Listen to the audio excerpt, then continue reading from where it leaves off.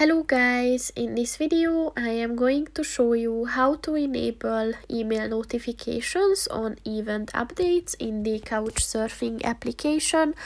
But first I just want to mention, don't forget to subscribe to my channel, because at 10,000 subscribers I am going to show you my whole YouTube revenue statistics and growth strategy, as well as how to make money online.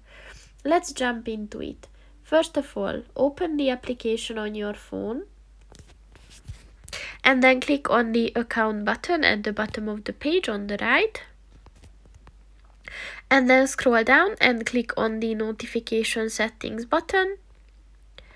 And if you scroll down at the events section, look for the event updates section. And below that, on the left side of the page, you will see the email button. And to enable it, just click on the white circle next to it, and once it turns black, the notifications are on. So that's pretty much it for this video, guys. See you in the next one. Goodbye.